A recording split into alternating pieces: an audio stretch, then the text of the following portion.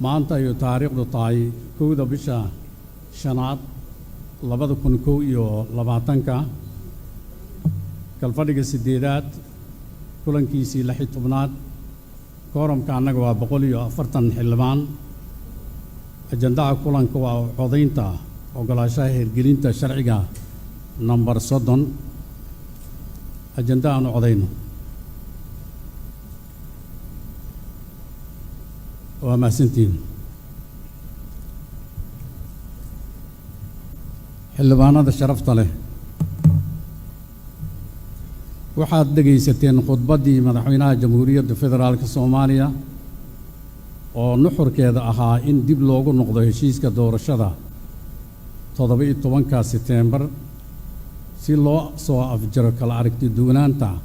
xubnaha golaha wadatashiga qaranka isla markaasna loo dedejiyo doorasho dalka inay ka dhacdo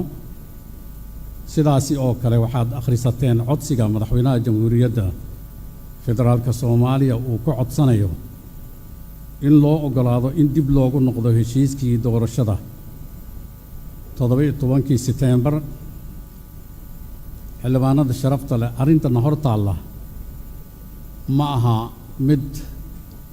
dad gaara muxaafid iyo muxaarad si gaara u khusaysa waa arrin saameynaysa amniga iyo nabadgelyada iyo guud ahaan nolosha shacabka Soomaaliyeed golaha shacabka ee baarlamaanka federaalka wuxuu mathalaa shacabka Soomaaliyeed wuxuuna u adeegaa dantooda wuxuuna ku shaqeeyaa danta dalka iyo dadka iyo diinta sida ay ku jirto mar walba heshiiska 17 September idinka hore u ansixiyay oo hadda looma baahna inaan ka doodno ilaa heshiis aan wax ka bedelayno wax ku darayno maaha xildhibaanada sharafta leh madaxweynaha wuxuu codsaday in lagu noqdo 17 September maadaama sharciga 17 September waxba aan laga bedelayn aan waxna lagu kordhinayn jidka kaliya noo baahan inaan codayno waayo marka waxaan codsanaynaa xogeeyaha inuu diyaar garoobo waa codaynaynaa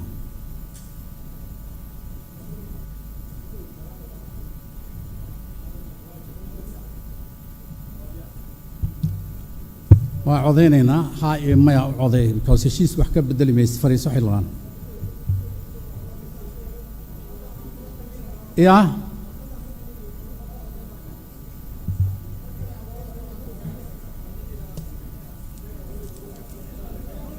feeri horta aan isdhegaysanno heshiiska 17 September baarlamaanka wuxuu ansixiyey 26 September waa sidaasi fariista xildhibaanada sharafta leh fariiso xildhibaanada sharafta leh codsiga madaxweynaha oo ah in dib loogu noqdo sharciga heshiiska siyaasadeed ee 17 September doorashada baarlamaanka inta ogol u codaynaysa gacanta taagto ala soo tiriyo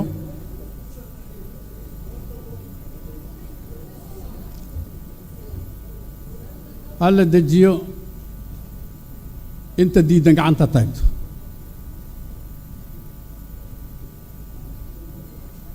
ma jiro yaa ka aamusay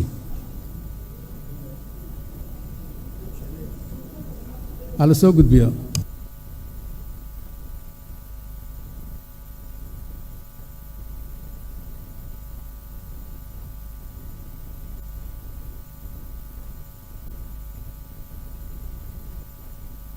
codaynta markaan sheegno waxaa soo noqon doona madaxweynaha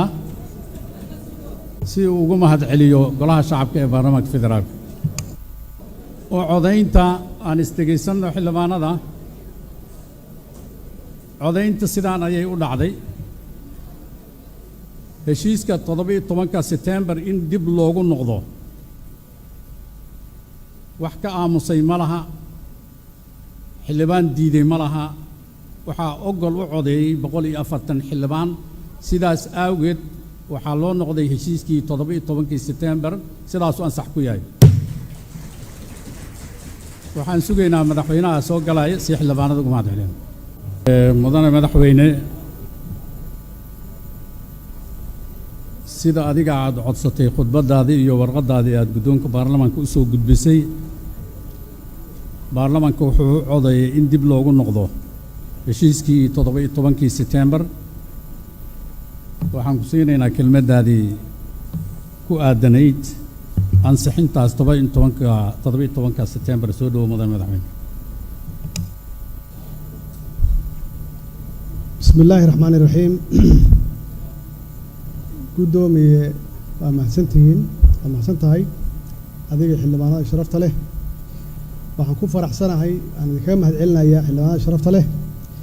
inaad ku soo biirteen kalaabka tanaasul oo aad ummadda Soomaaliyeed u tanaasulsheen haddaba si aan waqti badan nooga lumin dalkana aan ugu horseedno doorasho si xasilooni ah ku dhacda lagana wada qayb qaato waxaan ra'iisul wasaaraha u xil saarayaa qabanqaabada iyo martiqaadka shirka madaxda dowlad goboleedyada iyo dowladda federaalka ah iyo gobolka Banaadir si loo meel mariyo qodobadii lagu heshiiyey 17 September iyo kii 16 Febraayo ee magaalada Baydhabo oo aan wax shuruud ah aanan lagu xirin insha Allah waxaan xukuumadda ka rajeynayaa inay hawshaas u guda gasho sida ugu dhaqsiyaha badan waxaan rabaa inaan shacabka Soomaaliyeed ay markhaati noo noqdaan oo ay kala fahmaan cidda doonaysa inay doorasho dhacdo iyo cidda diidan cidda doonaysa inay foodo qax iyo qori wax ku raadiso iyo cidda doonaysa inay qaadato go'aan kasta oo ay ku jirto danta dalka iyo dadka iyo diinta wassalaamu calaykum waraxmatullaahi wabarakaatuh